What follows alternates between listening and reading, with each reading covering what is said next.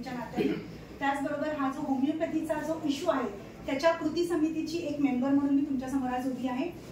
चिपळूण IMAने आपल्याला जे निवेदन दिलेले आहे त्याचा आपण स्वीकार केला, त्याबद्दल मी तुमचे मनापासून धन्यवाद व्यक्त करते.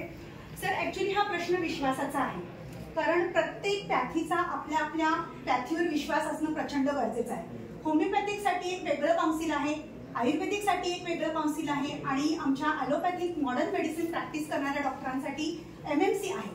तर थोड्यासाठी त्यांना म्हणजे 6 महिने किंवा 1 वर्षाचा जो काही CCMP नावाचा कोर्स आहे, क्लिनिकल फार्माकोलॉजीमध्ये जो कोर्स आहे, तो कोर्स करून जर का त्यांना महाराष्ट्र मेडिकल काउन्सिलमध्ये रजिस्ट्रेशनची मुभा दिली तर ही कुठेतरी अडल्ट्रेशन किंवा भेसळ असण्याची शक्यता नाकारता येत नाही. कारण हा प्रॉपर मिक्सोपॅथीचा प्रकार होऊन जातो की you are homeopathic, you can register better with your own council rather than coming to the medical council, म्हणजे महाराष्ट्र मेडिकल काउन्सिल.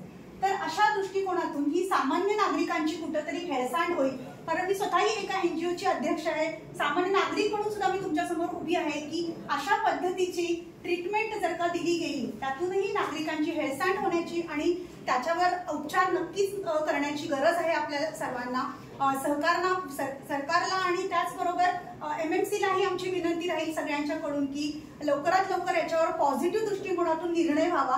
जर का हा निर्णय घेतला नाही तर आम्हाला असहकार आंदोलनाशिवाय पर्याय उरणार नाही. आम्ही तुम्हाला ॲज अ गव्हर्नमेंटचे प्रशासक म्हणून विनंती करतो की तुम्ही आमचं हे निवेदन वरिष्ठ कार्यालयापर्यंत आणि मुख्यमंत्र्यांपर्यंत पोहोचवावं. धन्यवाद. MMC मध्ये anesthesia is a separate branch which is done only by the anesthesiologist. Tomorrow if these people are allowed to do this, if they are allowed, they will start doing courses in anesthesia. And anesthesia is a detrimental branch which takes very high risk. If they happen to do this, who will be responsible? Secondly, homeopathy practice, we are not practicing homeopathy. Are we doing? We are using our own allopathy medicine. So when we have got their own branch to practice, why do they want to practice from this? What is the need?